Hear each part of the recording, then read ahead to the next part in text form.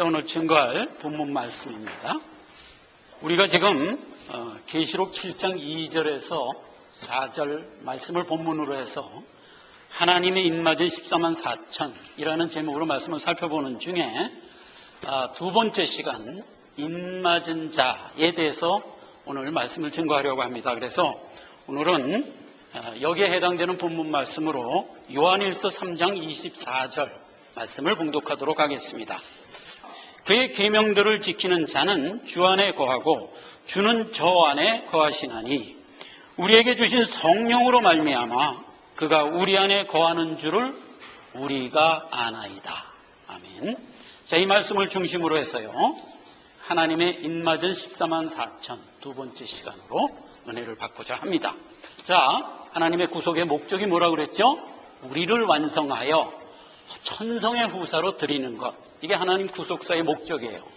지금 그 목적 가운데 우리가 부름을 받고 하나님의 자녀로 지금 이 길을 걷고 있습니다.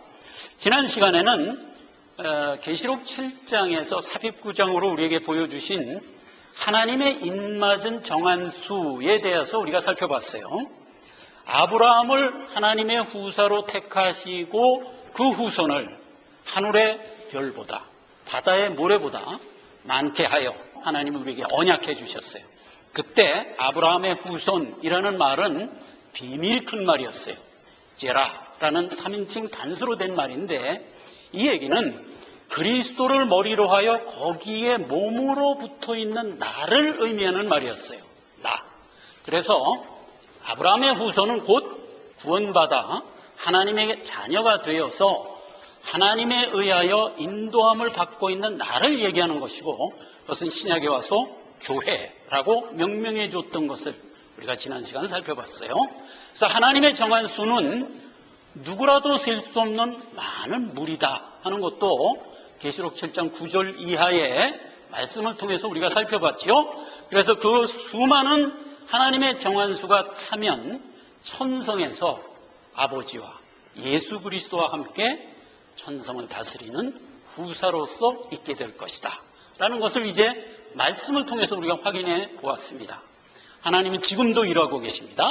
하나님의 정한 수가 아직 차지 않았다 라는 것을 우리가 여기서 엿볼 수가 있죠. 하나님의 정한 수가 차면 주님은 재림할 것이고 우리는 그때 하늘나라로 들어가게 될 것이다.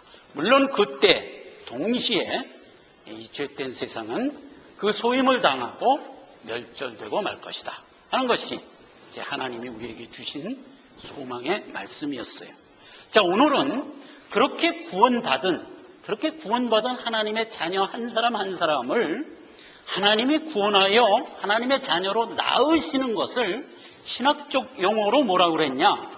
하나님의 인을 친 자라고 얘기를 했어요. 그래서 오늘 하나님의 인을 친다 하는 것이 무슨 의미인지 좀 자세히 살펴보는 것으로 은혜를 받고자 합니다.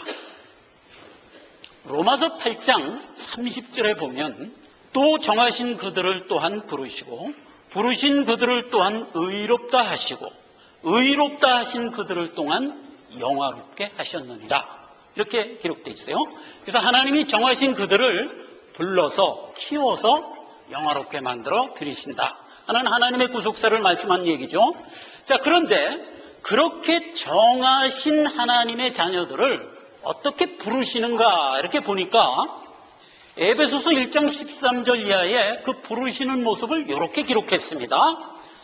그 안에서 너희도 진리의 말씀 곧 너희의 구원의 복음을 듣고 그 안에서 또한 믿어 약속의 성령으로 인치심을 받았다 이렇게 설명하라고 했어요. 자, 이 말이 아주 포인트입니다. 잘 다시 한번 보십시다. 하나님 우리를 어떻게 불렀다고요? 복음을 선포하여 불렀어요. 그랬더니 복음을 선포했더니 어떻게 됐다고요? 우리가 그 복음을 듣고 믿었대요. 그런데 그 믿은 상태를 그 다음 구절에 이렇게 부연하여 설명합니다.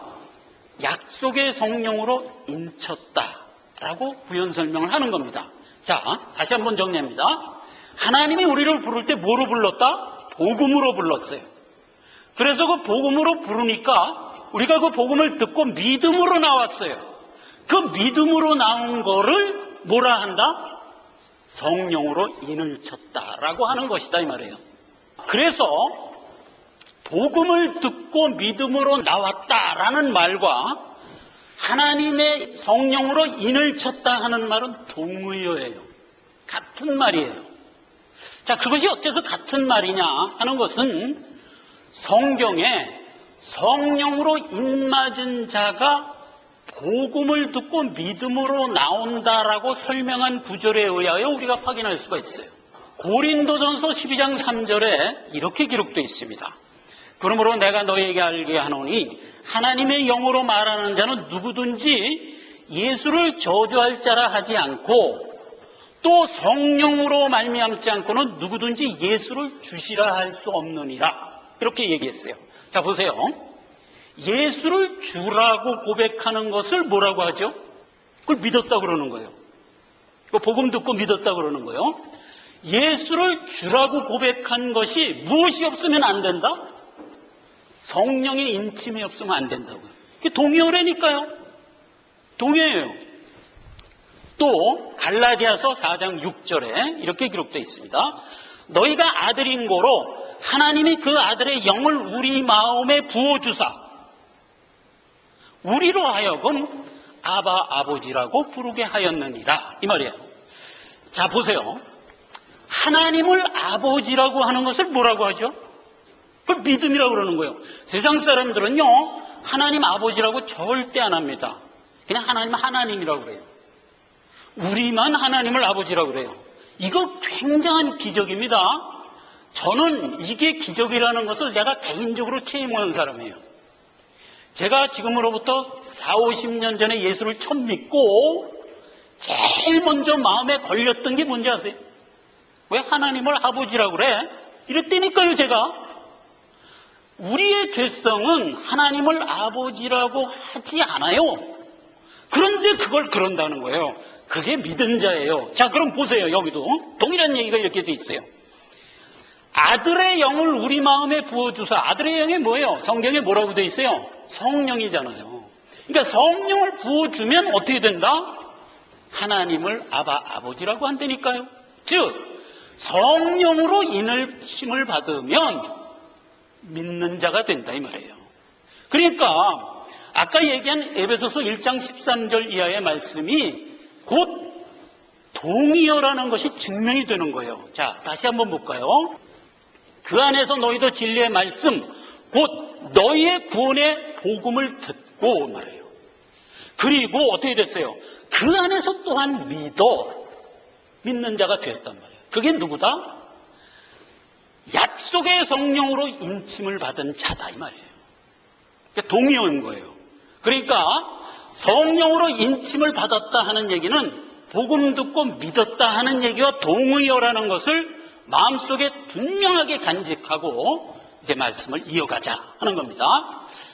폐일원하고 몸을 입고 사는 사람이 하나님이 주시는 영생을 갖고 하나님의 아들로 나오는 길은 성령으로 말미암지 않으면 방법이 없습니다. 방법이 없어요.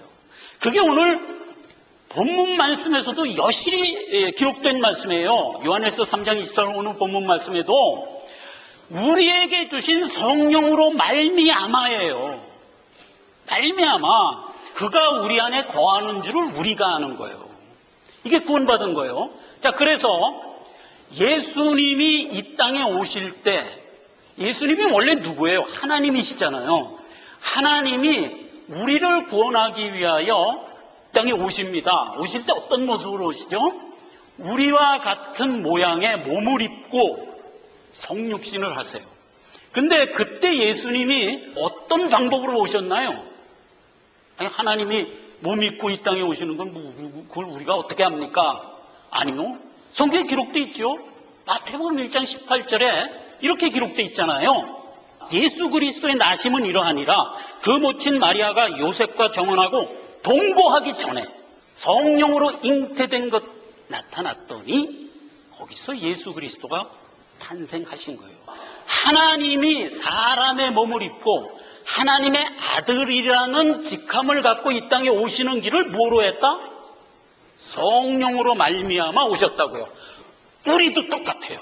우리도요, 아담의 후손인 죄된 인간으로 다 죽어 있는 우리를 하나님의 아들로 만들어서 살려내는 일은 뭐로만 한다?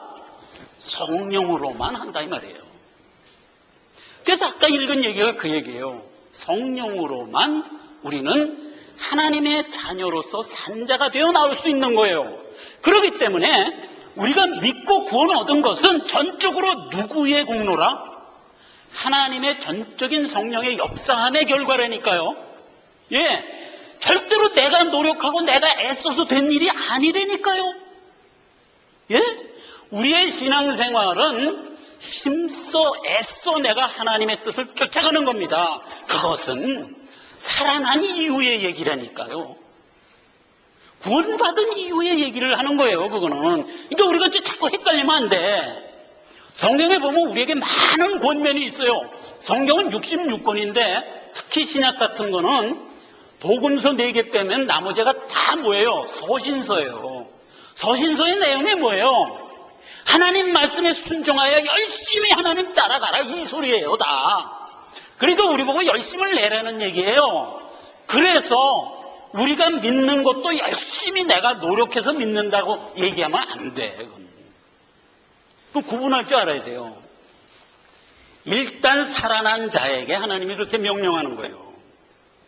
그러면 우리가 최초로 없던 존재 무에서 생명 있는 자로 태어나는 것은 전적으로 하나님의 성령의 은혜로, 성령의 역사로 하나님의 손길에 의해서만 태어나는 거예요. 그렇죠? 그걸 분명히 우리가 인식해야 돼요. 이 시간 그거 인식하지 않으면 이후에 이어지는 하나님의 말씀이 전혀 말하자면 정리가 안 돼요.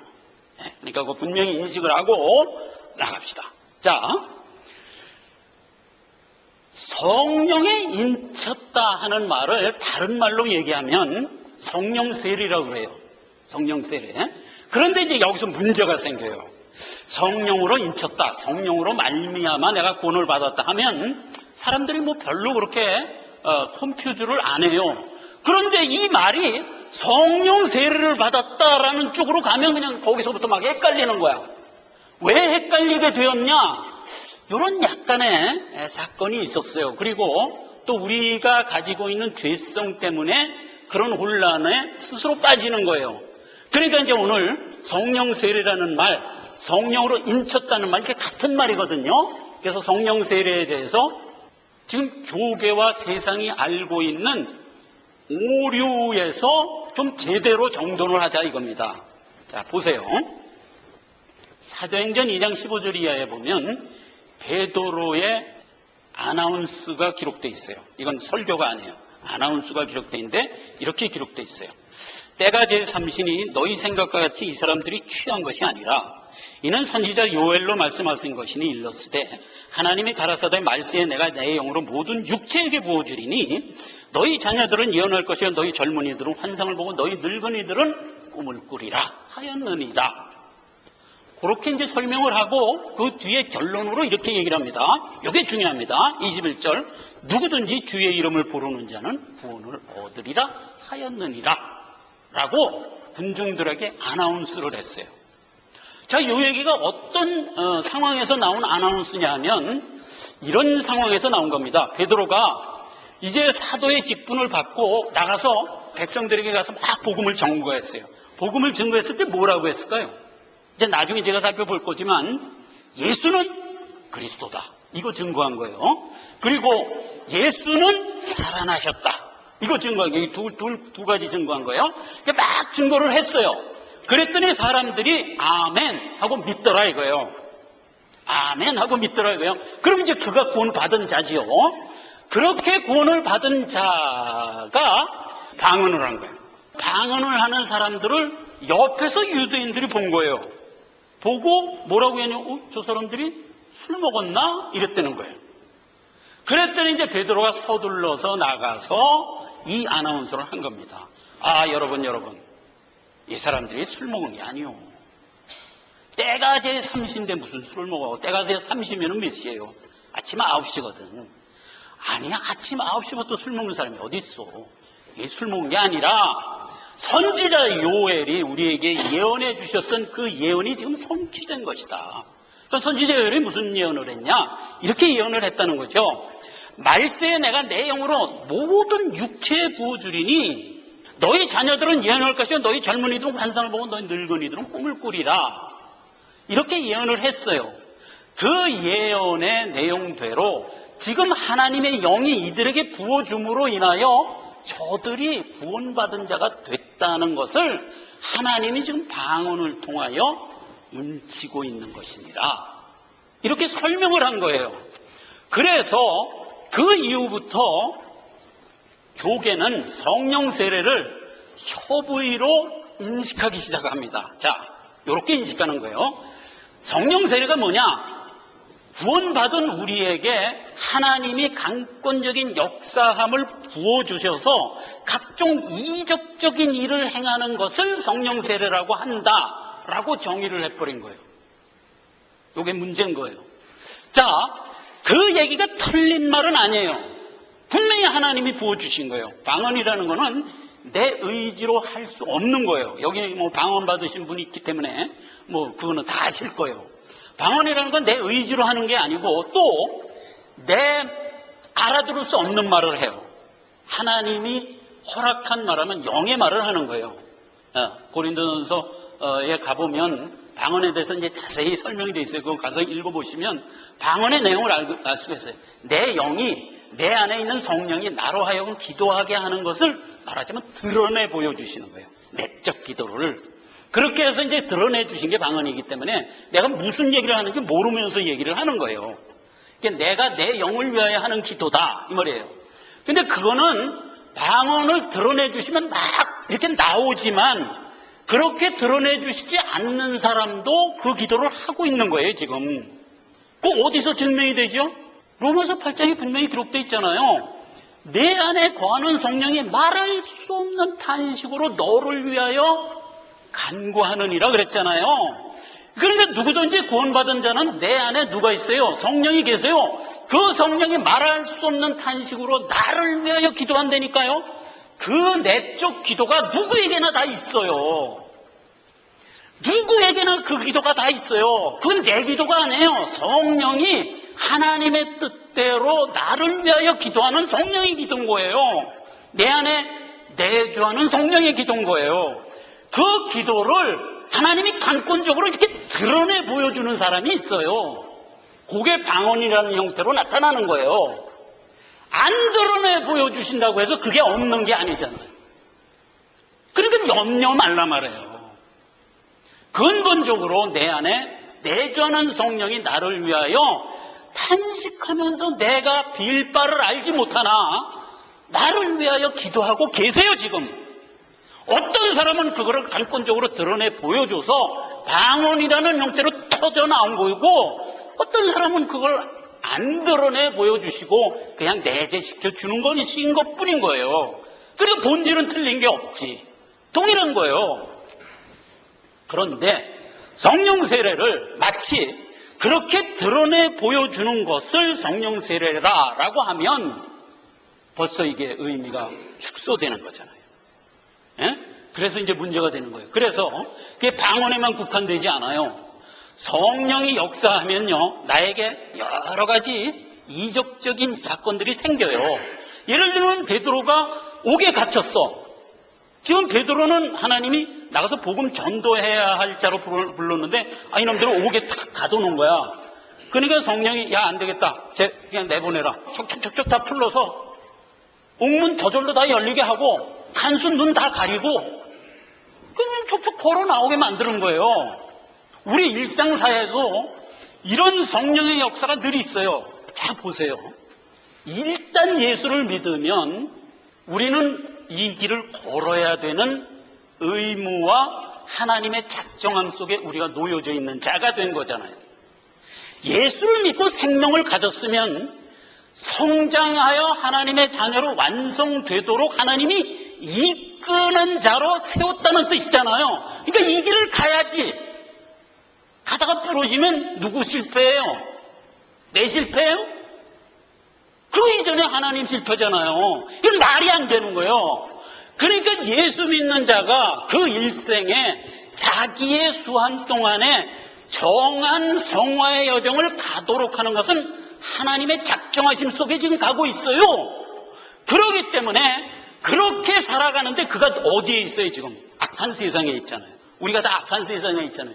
그러니까 악한 세상의 여러 가지 문제로 인하여 우리가 그 길을 꺾일 수가 있어요. 그때 하나님이 강권적으로 그 길을 안 꺾이도록 하여 우리가 제대로 가도록 역사한다니까요. 그런데 그러한 역사를 우리가 살아가는 중에 무수히 겪고요, 사실은. 근데 우리가 그걸 어떻게 생각하는지 아세요? 그냥 우연히 이 일이 이렇게 해결됐어. 이러고 자랑하면서 다니지요. 근데 사실은 그거 아니요. 성령의 역사는 우리가 완성하여 천성에 가는 그 길까지 하나님이 끝없이 인도하세요. 그러니까 크고 작은 이적이 내가 인식을 하든 인식하지 않든 늘 있어요. 나중에 돌아보면 아하, 그때 그게 하나님의 손길이었구나. 그렇게 깨닫는 거예요. 그만큼 우리가 둔한 거예요. 그런 것이지 성령의 역사가 언제나 있죠. 우리에게 언제나 있는 거예요. 언제나. 저도 간증을 그런 것으로 간증을 쓰라고 하면 이만큼 쓸 수 있어요. 그때는 몰랐다니까. 제가 그냥 우연인 줄 알았어요. 나중에 보니까 그게 하나님의 역사였다니까요. 그때 하나님이 그 역사를 안 했으면 큰일 날 뻔한 일들이 한두 개가 아니야. 한두 개가 아니야. 여러분, 이제 영안이 점점 맑아지고 깊어지면 이게 보이기 시작할 겁니다. 여러분, 틀림없이 보이기 시작할 겁니다. 우리가 이렇게 만나서 대화를 해보면 그런 얘기들이 막 쏙쏙 숨어 있는 걸 우리가 발견하게 돼요. 예, 우리 최현순 집사님도 지난번에 어려운 일 막 당했어. 그게 하나님의 손길이었다고요. 언제나 그런 역사가 있어요. 그런 역사들이 성령 역사로 말미암아 우리에게 늘 있는데 지금 성령 세례를 어떻게 국한을 하고 있는 거예요? 그런 각각의 역사들만을 성령 세례라고 한다면 이건 잘못된 얘기라고요. 성령 세례라는 것은 성령의 인침이라는 것이고 성령의 인침이라는 것은 내 안에 영생이 내주하였다는 그 큰 의미의 내용인데 그걸 협소한 내용으로 협소시켜서 인식을 하면 이게 문제가 되는 거예요. 그러니까 그렇게 인식하지 말라는 거예요. 예수님이 공생의 3년을 사시면서 복음을 증거하면서 다니셨어요. 내가 너희를 구원할 구원자다. 내가 죄사함을 받았느니라. 너는 그래서 구원받았느니라 하는 얘기를 자기 백성을 만날 때마다 가중시켜 주었어요. 그렇게 3년간을 계속 자기 백성들에게 너는 내 자녀니라, 내가 너를 구원했느니라 하는 얘기를 계속 하면서 다니셨어요. 그리고 3년이 끝나자 십자가에 못 박혀 죽으시면서 자기 백성 구원하는 일을 딱 끝내셨어요. 자, 그래서 이제 공생의 3년 동안에 예수님의 행적을 보면 내가 너를 구원했다, 너는 내 자녀니라 하는 얘기를 끊임없이 하면서 다녔어요. 그때 그 얘기를 할 때 그들이 척척 못 알아들었어요. 그래서 예수님이 표적과 비유를 통해서 보조 설명을 해주셨어요. 그래서 성경에 보면은 많은 비유와 표적들이 있어요. 자, 보면 이렇게 돼 있어요. 요한복음 15장 1절 같은 경우에 포도나무와 가지에 대한 비유를 얘기해 주죠. 예, 내가 만약 포도나무라면 이놈아 너희는 가지야. 이렇게 해서 너와 나의 관계를 설명해 주는 거예요. 이게 비유죠. 알곡과 가라지, 마태복음 13장 30절 이하에 보면 알곡과 가라지에 대해서 설명해 줬어요. 그래서 이제 알곡은 내가 뿌린 내 새끼다, 내 거다. 그래서 알곡은 다 자라면 거두어 내 곳간에 들이지만 가라지는 어떻게 하더냐? 반으로 묶고 타는 불에 던져놓지 않느냐. 이와 같이 너희는 내가 택한 내 자녀니라. 이렇게 설명하면서 알곡과 가라지 비유를 얘기해 줬던 것. 좋은 밭과 나쁜 밭. 자, 보세요. 좋은 밭에는 씨를 뿌리면 30배, 60배, 100배 막 열매를 맺어. 너희가 바로 그런 자다. 하나님의 복음의 말씀을 들으면 어찌하든 믿음이 자라서 성장한다. 이게 너희다 말이야. 근데 나쁜 밭을 어떻게 비교해 줬어요? 씨를 뿌렸는데 자라는 듯 하지만 결국 결실까지 못 가. 중간에 자꾸 부러져. 왜? 내용을 보니까 돌짝밭에 떨어져가지고 뿌리를 내리지 못해서 죽거나, 또 뭐 태양빛이 막 뜨거워갖고 말라 죽거나, 또는 무슨 가시떨기 틈바구니에 자라가지고 기운이 막혀서 죽거나, 이렇게 하고 열매를 못 맺는 거예요. 나중에 그거 어떻게 해석해 줬죠? 말씀을 통하여 인내를 하지 못하고 핍박이 오면 말씀 버리는 자. 이게 불신자의 전형적인 모습이잖아요. 그 다음에 가시떨기는 뭐라 그랬어요? 일상사에 염려에 그만 말씀 버리는 자. 이 땅 살아가는 일상사의 염려에 그만 말씀 버리는 거예요. 그렇게 해서 불신자를 비유 속에서 우리에게 설명해 줬잖아요. 그런 비유들이에요. 겨자씨 비유. 겨자씨 작아요. 작은데 겨자씨는 생명이 있다. 그래서 생명이 있는 것은 결국 자라서 큰 나무와 같이 되지 않느냐. 생명이라는 것은 많고 적음의 문제냐? 아니다. 있냐 없냐의 문제다. 그렇게 이제 비유로 해서 설명해주고, 너희는 겨자씨처럼 생명 가진 자니라. 믿음이 겨자씨만큼만 있어도 일단 너희는 살아났다는 것이다. 뭘 걱정을 하냐? 이렇게 얘기를 하잖아요. 그게 이제 이게 비유예요. 그런 식으로 해서 자기 백성들에게 구원받았다는 걸 막 증거했어요. 그 다음에 표적이라는 게 있어요. 근데 같은 의미로 우리에게 주신 거예요. 내가 구원 얻었다는 것을 설명하기 위하여 주신 건데, 비유하고 조금 틀린 게 뭐가 다르냐면, 예를 들어서 설명하는 것이 이 세상에 없는 것들이에요. 아까 비유는 이 세상에 있는 것들을 들어서 설명했잖아요. 근데 표적은 이 세상에 예를 들 게 없어. 아무리 찾아봐도. 그러니까 할 수 없이 하나님이 기적적으로 그 예를 만들어서 보여주는 거야. 바로 방언 같은 게 그거예요. 네가 할 수 없는 거예요, 방언은. 예, 하나님만 할 수 있는 거잖아요. 그걸 보여줌으로써 하나님이 너에게 강권적으로 역사했다는 걸 우리로 깨닫게 하려는, 말하자면 그런 의도예요. 그래서 표적을 보면 표적은 전부 이적과 기적일 수밖에 없어요. 왜냐하면 세상에는 그 예를 들어 찾아볼 게 없으니까. 하나님이 일부러 기적적으로 그걸 만들어서 우리에게 보여줌으로써 설명을 하는 거거든요. 그렇기 때문에 표적과 기적은 그 내용이 전부 이적과 기적일 수밖에 없어. 그래서 원래 표적이라는 그 단어 자체가 세마에라는 단어인데, 그 단어의 자체의 의미는 화살표라는 뜻이에요. 화살표. 그러니까 하나님이 우리에게 화살표를 준 거야, 말하자면.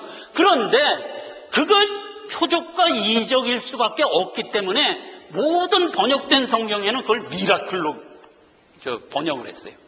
미라클로.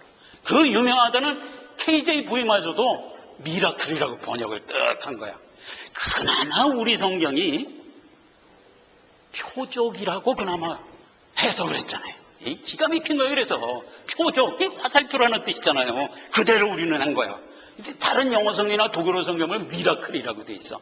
한질 아래야 이게. 우리말 성경이 참 그만큼 우수한 겁니다. 자, 그래서 표적이라는 것을 우리에게 줬어요. 근데 표적을 보면 이런 거예요. 오병이의 기적 같은 거. 예수님이 말씀이셨어요. 그죠? 말씀인데 하늘에서 말씀이 육신을 입고 오신 게 예수님이잖아요. 그러면 예수님이 오셔서 우리에게 뭘 줘요? 말씀을 주죠. 근데 그 말씀을 통하여 믿고 나오는 자가 영생을 얻잖아요. 그러니까 말씀이 곧 뭐다? 영생의 양식이라고요. 참 영생의 양식이 예수라고요. 예수는 곧 하나님의 말씀이신 참 영생의 양식이다 이거예요. 요걸 내 백성에게 인식을 시켜야겠는데 방법이 없는 거야. 하늘에서 내려왔다는 걸 이해 못하는 거야. 그러니까 하나님이 할 수 없이 하늘에서 빵을 막 던진 거야. 이기적으로. 빵을 던져가지고 거기 모인 10,000명에서 20,000명가량을 콱 매겨버린 거예요. 그게 오병이어의 기적이에요. 그럼 결국 뭐를 설명하고자 그 오병이어의 기적을 한 거예요? 내가 하늘에서 내려온 참 양식인 말씀이니라. 요거 바라보라고. 요거 바라보라고 육신의 양식인 빵을 하늘에서 막 떨어뜨려서 먹여줌으로써 참 양식인 예수님이 하늘에서 이렇게 내려와서 너희 앞에 있느니라를 보라고. 그렇게 해서 한 게 오병이어의 기적이에요. 이 표적이에요. 예, 화살표예요. 그래서 요한복음 6장에 가면 사람들이 빵을 먹고 배불러갖고 막 예수님을 억지로 임금 삼으려고 막 쫓아갔잖아요. 그때 예수님이 그 군중 앞에 가서 일갈한 말이 뭐예요? 이놈들, 보라는 나는 안 보고 빵에만 관심 있고 왔구나. 이렇게 일갈하잖아요. 그럼 우를 범하지 말란 말이에요. 우리 보고 하는 얘기예요. 표적이라는 것은 원래 보라고 가리키는 거기를 봐야지 왜 표적으로 준 화살표를 쳐다보고 있냔 말이에요. 왜? 이게 모두 이적과 기적에 정신 팔려서 쫓아가는 것들이란 말이에요. 그러니까 예수님이 통탄하지. 그러니까 예수님이 표적을 보여주면서 늘 염려를 한 거예요. 늘. 뭐라고 염려를 했어요? 마태복음 16장 4절에 이렇게 염려했죠. 악하고 음란한 세대가 표적을 구하나 요나의 표적밖에는 보여줄 표적이 없느니라. 이렇게 염려를 하는 거예요. 오병이어의 기적 끝에 얻은 결론이 뭐예요? 떡에 관심을 갖고 예수님 억지로 임금 삼으려고 쫓아간 수많은 무리가 나중에 예수님이 차근차근 다 설명을 해주자 그 설명 듣고 떡 생길 일이 아니잖아. 모두 떠나가 버렸다고요. 그게 어디 기록돼 있어요? 요한복음 6장 66절에 기록돼. 얼마나 기가 막혀. 666이 여기서도 또 나오는 거야. 요한복음 6장 66절에 이것들이 예수님 표적 보고 쫓아가다 다 떠나. 야야야, 이게 떡 생길 일 아니야. 가자 하고 다 가버린 거예요. 베드로하고 12 제자만 덩그러니 남아있는 거예요. 풀이 죽어갖고. 그 수많은 군중들 다 떠나가고 아이고 도로 우리 12 남았네 이러고 이제 앉아있는 거예요. 그러니까 예수님이 측은한 듯이 베드로를 쳐다보고 이렇게 묻지요. 이놈아, 너희들은 왜 안 떠나냐? 이렇게 딱 묻잖아요. 그때 베드로가 뭐라 그래요? 영생의 말씀이 여기 있으면 우리가 네게로 가오리까. 이런 정답을 얘기하잖아요. 이런 정답을 바로 하나님이 바로 그 화살표로 보여준 하늘에서 떨어뜨린 빵을 통하여 바라보고자 했던 그 정확한 거를 베드로가 바라봤잖아요. 영생의 양식이 여기 있으네. 주여 우리가 네게로 가오리까. 이 정답을 얘기하잖아요. 그러니까 예수님이 우리에게 비유와 표적을 보여준 이유가 뭐예요? 나 바라보라고. 베드로처럼 나 바라보라고. 세상은 그걸 역사해도 다 떠나가. 예수께로 안 와요. 이게 하나님이 우리에게 베푸는 복음 및 표적의 신비예요. 여기서도 갈복과 가라지가 그냥 자동적으로 구별되는 거예요. 자동적으로. 나중에요, 죽은 나사로를 살려요. 왜 살리죠? 너희가 죽어있던 사망의 자리에서 생명 갖고 이렇게 나왔어. 이거 설명하라고. 죽은 나사로 살려요. 근데 그거보다 더 큰 거를 설명하려고 그러니까 부활 설명하려고. 예수님이 우리에게 가르쳐 줄 때 뭐라고 얘기했어요? 나는 부활이요 생명이라. 그러므로 나를 믿는 자는 죽어도 살겠고 살아서 나를 믿는 자는 영원히 죽지 아니하리라. 이렇게 교훈했잖아요. 우리가 그런 자가 된 거예요. 우리가. 내가 정말 그런 자? 아니요. 우리가 그런 자가 됐다니까요. 그거 설명하려고. 죽은 나사로를 살리는 것을 표적으로 만들어서 보여주는 거예요. 봤지? 죽어도 살리라가 헛얘기가 아니야 이놈아. 이렇게 설명하기 위하여 나사로 살린 거예요. 그래서 그때는 제자들이 너무나 큰 주제이기 때문에 깨닫지 못했어. 나중에 깨달았더라. 이렇게 돼 있잖아요. 그런데 그걸 본 유대인들과 바리새인들은 어떻게 했어요? 예수를 잡아 죽이려 하더라요. 이 같은 내용을 우리에게 보여줘도 불신자와 신자가 이렇게 틀린 거예요. 이게 표적과 비유와 복음을 우리에게 주실 때 역사되는 신비예요. 우리가 그렇게 복받은 자들이에요. 자, 그렇게 해서 표적과 비유를 통해서 우리를 이끌어 가세요. 자, 그래서 성령 세례를 우리가 정확하게 인식합시다. 하나님이 말씀으로 우리에게 오셔서 말씀의 내용을 우리에게 선포했을 때 내가 듣고 믿음으로 나오게 하는 것에 대한 영적 말씀이다 이 말이에요. 그게 성령 세례라고요. 그거를 하나님이 우리에게 베풀어준 각종 강권적인 역사함에만 매달려 있으면 그게 악하고 음란한 세대란 말이에요. 오늘날 교계를 바라보세요. 신사도운동, 알파코스, 제3성령운동, 무슨 빈야드 얼마나 많은 이적이 난무해요. 성경에 보세요. 이적과 기적을 누가 한다고 돼 있어요? 누가? 마귀가 한다고 돼 있어요. 하나님이 이 땅에 오셔서 하고자 하는 일은 말씀 선포지 이적과 기적이 아니에요. 어쩔 수 없이 표적으로 보여준 이적과 기적은 우리의 유익을 위하여 그때그때 말하자면 극약 처방으로 쓴 것인 것뿐이지 절대로 예수님은 표적과 기적과 이적을 안 보여주세요 우리에게. 다만 내 백성을 이끌어가는 것을 하나님의 손길로 이끌어가는 그 자체가 이적이지, 그런 것이지 특별히 이적과 기적을 우리에게 안 줘요. 자, 그거 한번 확인합시다. 마태복음 24장 24절. 제가 늘 얘기하지만 중요한 성경은 외기가 쉽다고 그랬어요. 제가 읽겠습니다. 거짓 그리스도들과 거짓 선지자들이 일어나 큰 표적과 기사를 보이어 할 수만 있으면 택하신 자들도 미혹해 하리라. 자, 보세요. 이적과 기사와 희한한 표 누가 원래 하는 거예요? 마귀가 하는 거라니까요.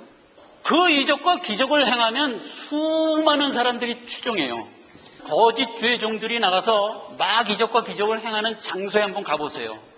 2만 명, 3만 명 차는 메인 스타디움에 꽉꽉 메워져요. 이게 전부 악하고 음란한 세대예요. 우린 그런 데 현혹되지 말란 말이에요. 나중에 요한계시록 19장에 가면 그 거짓 선지자들 대하여 이렇게 기록하고 있어요. 유황불에 쳐놓더라. 이렇게 기록됐어요. 누구를? 사단과 거짓 선지자를. 그런데 거기 수식어가 달려 있어요. 뭐라고 수식어 달려 있는지 아세요? 이적을 행하던. 예. 지금 교계에 수많은 이적이 난무하고 있어요. 절대로 현혹되지 마세요. 전부 악하고 음란한 세대고 주님은 우리에게 그런 거로 혹세무민하여 우리를 이끌지 않으세요. 자, 그래서 우리가 성령의 인침을 받아 구원을 얻었다는 것이 구원받은 자가 인식하는 사실상 내용이에요. 교계에서 혹은 사람들 간의 대화 속에서 흔히 우리가 듣는 질문이 이런 질문이 있어요. 너 어떻게 구원 얻었냐? 이런 질문 많이 해요. 그때 정답이 뭘까요? 모릅니다가 정답이에요. 왜 모릅니다가 정답이죠? 내가 구원받은 것은 원인이 나에게 없어요. 성령이 내주함으로 인하여 나타난 반응이거든요.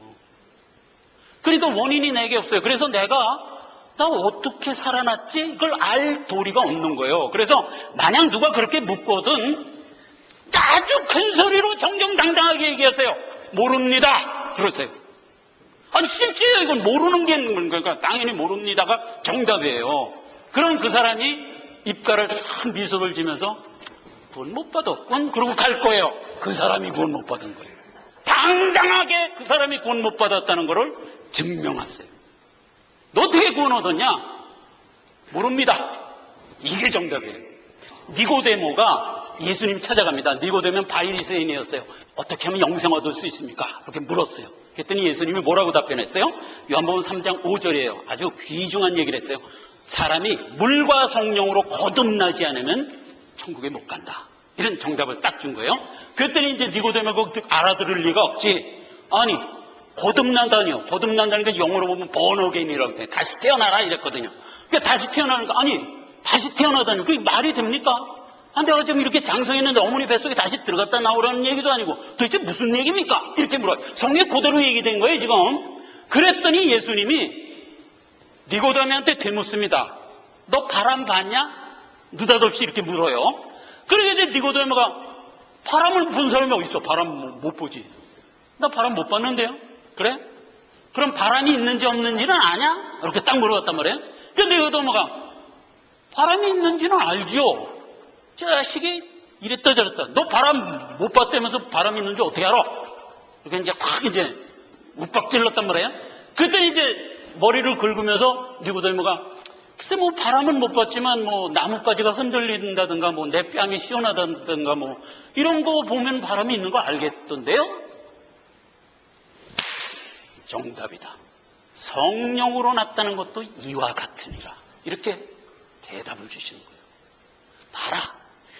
네가 어떻게 영생을 얻을 수 있습니까? 이렇게 묻지 마라 이거예요. 그거는 그렇게 물으면 대답할 수가 없다. 너는 왜 없냐? 원인이 너한테 없는 걸 네가 무슨 재주로 대답할 거냐? 그건 대답 못한다. 다만 내가 구원을 받았냐 못 받았느냐를 확인은 할 수 있다. 그 얘기를 한 거예요. 나뭇가지가 흔들리는 걸 통하여 바람이 있다는 것이 확인되듯이 이놈아 네가 예수는 그리스도입니다. 하나님이 내 아버지입니다. 라는 고백이 만약 나왔다면 너는 구원받은 자야. 이렇게 거꾸로 얘기를 하는 겁니다. 그렇기 때문에 지금 베드로의 설교의 결론이 뭐예요? 지금 저들이 방언을 받았느니라. 그리고 결론이 뭐예요? 누가 구원을 받는다? 방언 받은 자들이 구원을 받는다. 이렇게 안 하고 뭐라고 했어요? 15절에 누구든지 주의 이름을 부르는 자는 구원을 얻느니라. 이렇게 결론을 내리잖아요. 자 보세요. 주의 이름을 불렀기 때문에 구원을 얻은 게 아니고 내가 생명을 가졌기 때문에 주의 이름을 불렀다니까요. 그래서 주의 이름을 부르는 자는 구원을 얻는다라고 얘기할 수 있는 거예요. 하나 더 봅시다. 주님이 표적 보여줄 때 요나의 표적을 우리에게 보여줬어요. 요나의 표적을. 그리고 표적 보여달라고 앙탈을 하는 사람들에게 나 표적 못 보여줘. 이 약하고 음란한 세대들아. 내가 보여줄 표적은 요나의 표적밖에 없어. 이랬어요. 그러면 요나가 무슨 표적을 보여줬을까? 요나의 표적은 다른 거 없어요.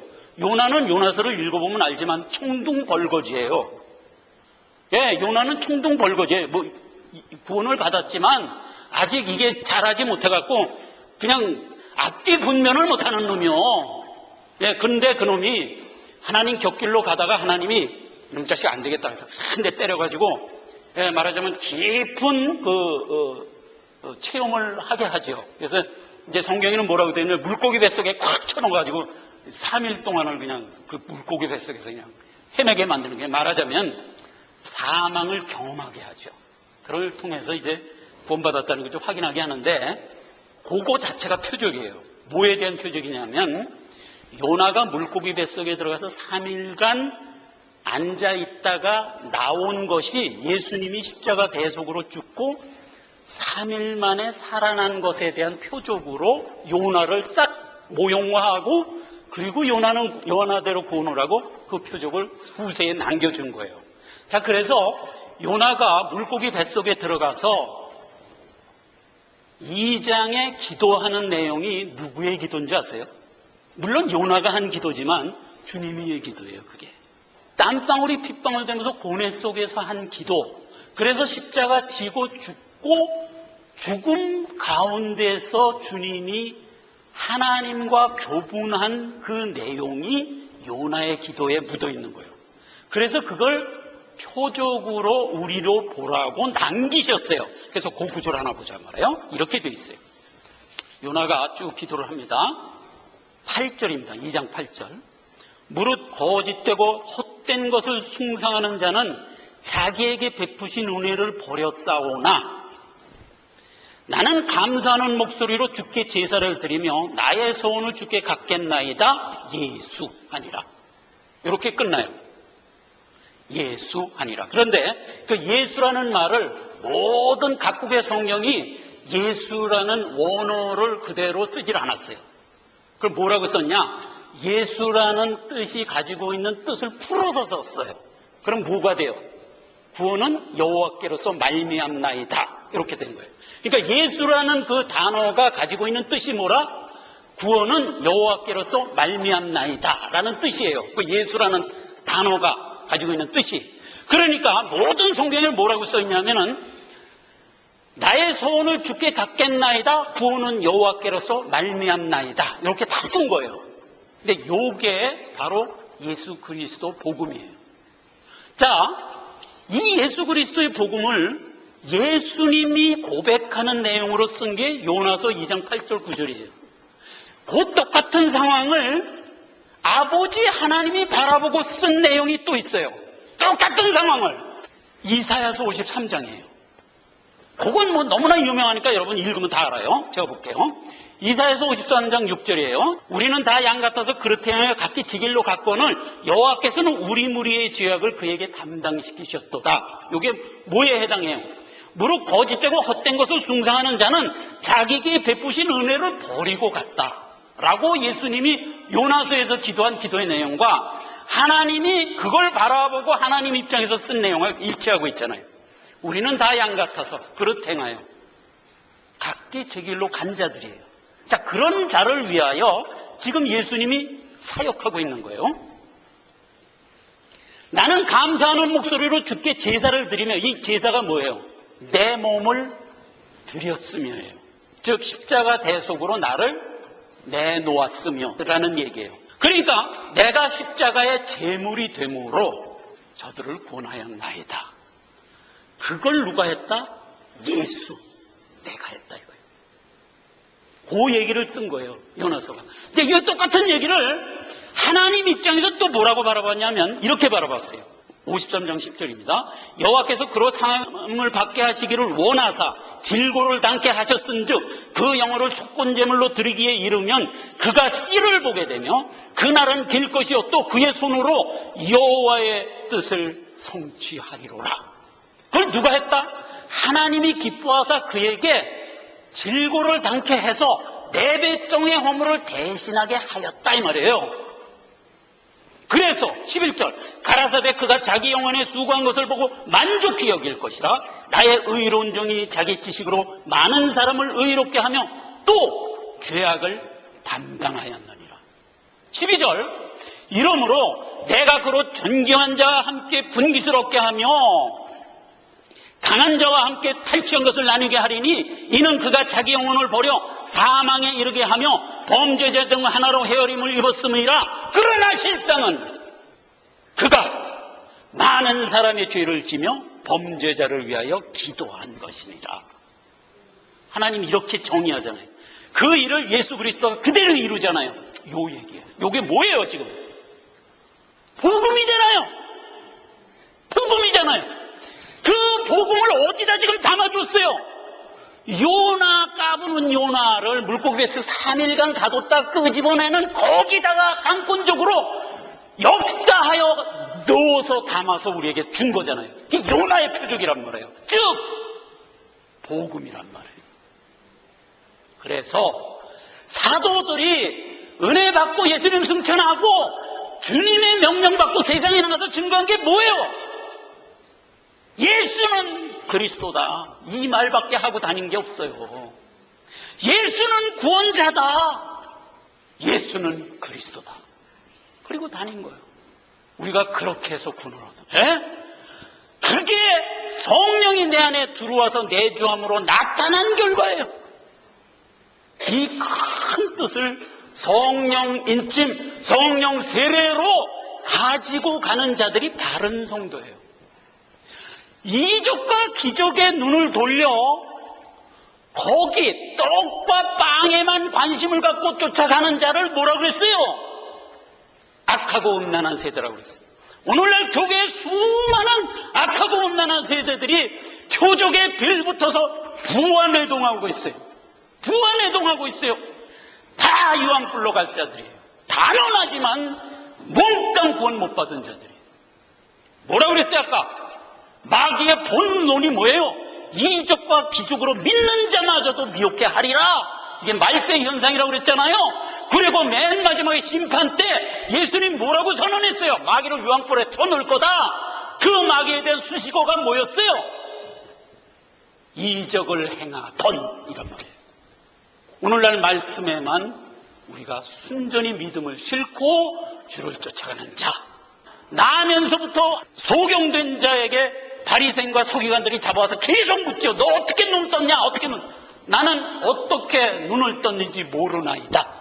요한복음 9장 21절 그 소경이 한 말이에요. 그러나 한 가지 분명히 아는 것은 지금까지 내가 못 봤었는데 이제는 본다는 그것이니이다. 구원받은 자 마찬가지예요. 너 어떻게 구원 얻었냐? 어떻게 구원 얻었는지 난 모릅니다. 다만 아는 것은 옛날에는 아버지가 하나님이 참 아버지인 줄 내가 몰랐고 예수님이 나의 구원자인 줄 몰랐지만 지금은 안다는 그것이니이다. 하나님 아버지 은혜와 사랑을 감사합니다. 하나님의 자녀를 부르시고 또 그에게 인쳐서 생명으로 인도하심에 대하여 알아봤습니다. 하나님 은혜를 감사합니다. 하나님께서 우리를 이렇게 눈동자와 같이 인도하시며 하나님의 성산에 이르기까지 역사하시는 줄을 우리가 오늘 깨닫습니다. 성심을 바르게 하여 하나님의 뜻을 쫓아가는 우리 모두가 되어서 이 길에서 모두 승리하는 자가 되게 하옵소서. 예수님의 이름으로 기도했습니다. 아멘.